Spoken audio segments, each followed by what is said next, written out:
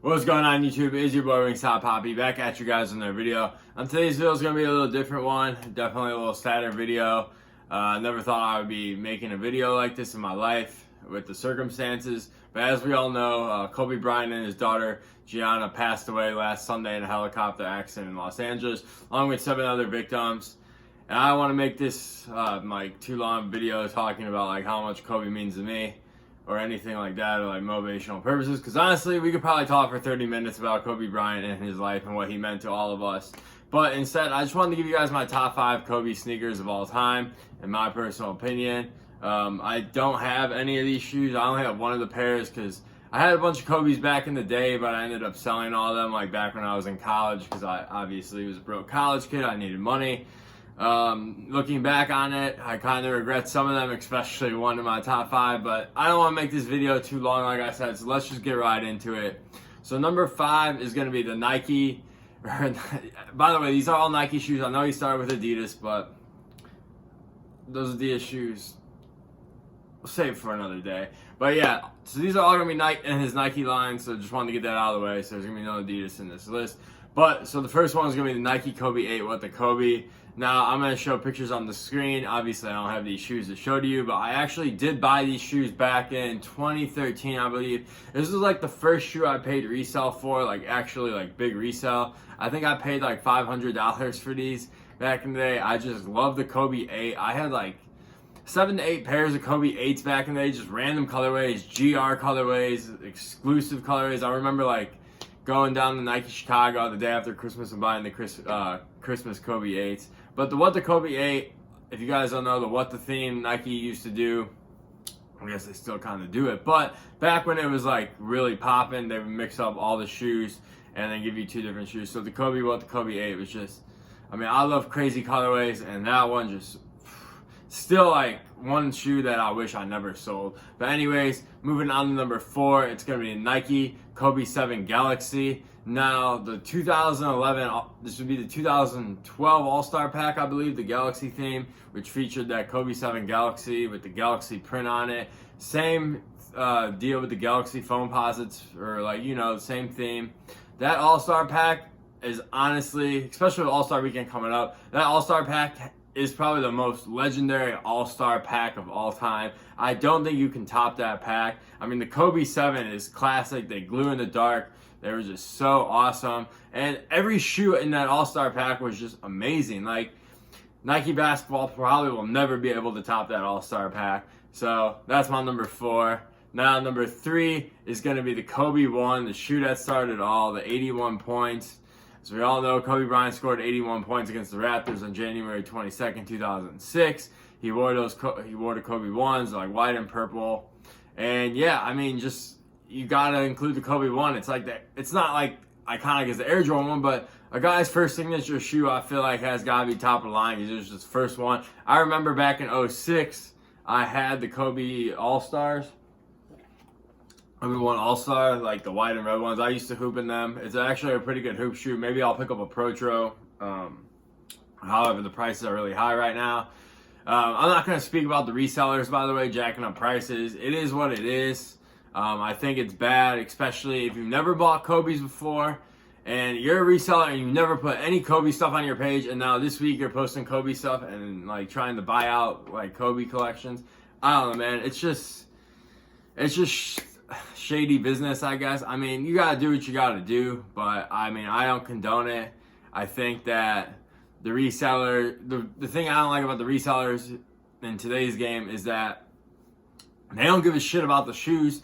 They don't give a shit about what shoes mean to people, and they just care about the money. Like, they don't even like shoes. If there was no money involved, these people wouldn't be selling shoes. That's what I hate about the resellers today, but I don't want to make this a rant about resellers. So we're still on number 3, the Kobe 1.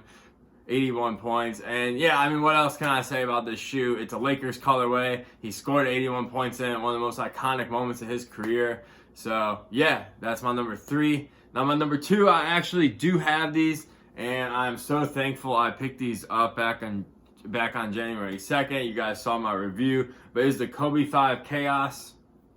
He wore these on Christmas Day against the Heat, and like I said, I love like the Christmas Day themed shoes because I just remember waking up on Christmas and who we gonna watch? We're gonna watch Kobe and LeBron back to back. Maybe they're playing each other, and they always had like the coolest shoes, and you always knew that Nike was gonna drop them the day after. So I mean, I'm never gonna get rid of these. I mean, this shoe is now on like my untouchable list. Like, I'll never sell these now. Now that with all this has happened, I actually hooped in these this morning. They're pretty decent basketball shoes. Actually, better than decent. What am I saying? They're very good basketball shoes. And now the resale price is through the roof on these. I mean, these were going for like $220 a week ago, and now they're at $500, which I think is crazy. This is the last shoe that was released while he was alive. I mean, I heard some people say that, but I mean, I guess it matters, but I mean, it's just hard to say, honestly. But yeah, I mean, these are fire. I love them. I'm so glad I picked these up. It was like hindsight, I guess. I don't know. I mean, no one could predict that Kobe Bryant was going to tragically pass away, but I'm very thankful that I did pick these up because I absolutely love these. And yeah, that's my number 2. Now moving on to number 1, I think we can all guess it. It's one of the most iconic sneakers of all time. It's honestly in my top 10 list of iconic sneakers. Just as a basketball fan who likes basketball shoes.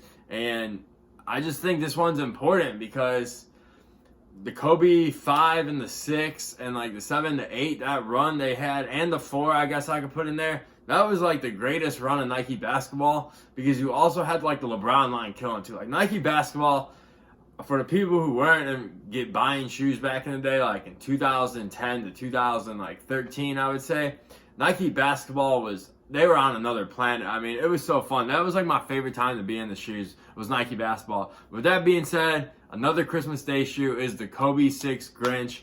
I mean, what can I say? It's all green. I'm a huge fan of green. It's like that bright green. It's that Grinch green. It just screams Christmas. Like, especially with like the red laces. Got the red Kobe logo on the tongue. I mean, what else can I say? I still remember him wearing them against LeBron back in 2010, that would be. So, yeah, I mean, that's a shoe that I really hope that they Protro is the Kobe term for retro, if you don't know. But I don't really know like the future of the Kobe line at this time.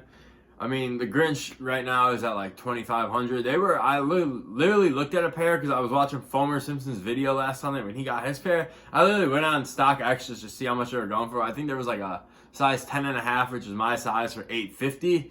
Obviously, I wasn't gonna pull the trigger. Like, I'm not gonna just drop almost $1,000 out of nowhere on a random Sunday. But now they're at like $2,500, which, I mean, it doesn't matter to me. I wasn't gonna resell them anyways if I would have bought them for $850. But yeah, it'd be interesting to see if they Protro, and it's interesting to see what happens with the Nike line, or the Kobe line, I should say. The Nike Zoom Kobe 5s, the championship ones, were supposed to be dropping on February 7th.